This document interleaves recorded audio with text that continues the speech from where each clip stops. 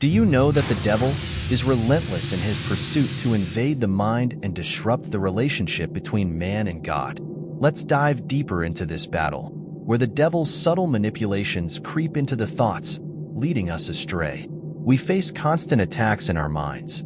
These aren't just random thoughts or fleeting moments of doubt. They are carefully orchestrated attempts to confuse, scare, mislead, and weaken us. The devil thrives on fear, doubt, and uncertainty. How many times have you felt haunted by fears, questioning the direction of your life, or even the very existence of God? These are not mere coincidences. This is the devil's work. His ultimate goal is to sever the bond between you and God, to destroy your peace, and lead you into a pit of despair. The devil knows your plans. How is it that the devil seems to know your every move? How does he get to know about your dreams, your business plans, your moments of joy, and your hopes for the future? You've probably been there.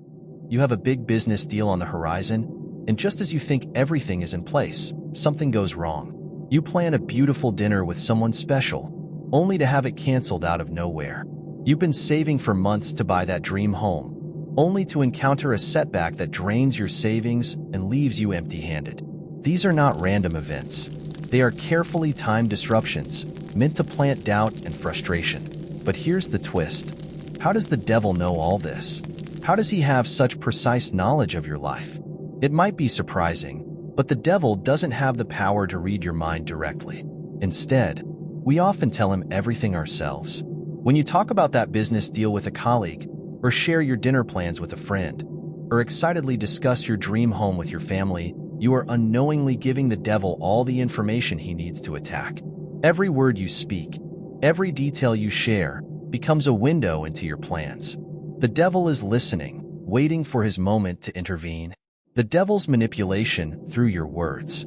It's easy to underestimate the power of our own words. But think about it. When you speak positivity, encouragement, and faith, you invite God's help and blessings into your life. But when you speak doubt, fear, or negativity, you inadvertently open the door for the devil to weave his schemes.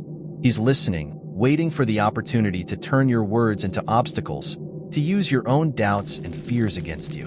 For example, if you're constantly talking about how your plans will fail, how you doubt God's timing, or how things never seem to go right, you might be unknowingly inviting the devil to use those very words against you. He thrives on our doubts and missteps, and when we voice our fears, we give him ammunition to work with. A battle of the mind. The devil's tactics are subtle, but his intentions are clear: to disrupt your peace, destroy your faith, and lead you away from God's plan. He cannot control your mind unless you allow him in. And the way he gets in is often through your words, your thoughts, and your fears. It's a battle for your mind, and the stakes are high. If the devil can fill your mind with negativity, doubt, and fear, he can destroy your connection with God. But here's the good news. You have the power to shut the door on him. You don't have to let him invade your thoughts. By keeping your plans between you and God, by speaking words of faith and positivity, and by being still, you can shield yourself from his attacks. The silent power of God.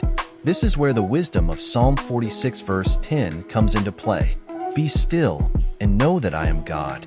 In a world where we are encouraged to talk, share, and shout our plans from the rooftops, this verse reminds us of the power in silence.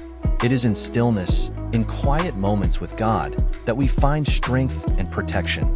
The devil cannot interfere with what is kept between you and God.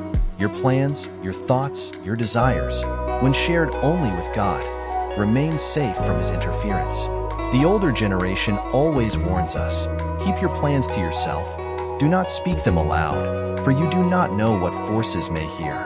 There's wisdom in this advice. When we speak, we are not just voicing our thoughts into the void. We are sending them into the world, where they can be manipulated. Positive words attract the help of God, while negative or careless words can give the devil a foothold to create chaos. So, the next time you're about to share your plans or speak about your hopes, pause and think. Are you sharing your dreams with God first? Are you keeping your conversations with him private and sacred? Are you speaking words of faith and trust, or are you inadvertently opening doors to doubt and despair?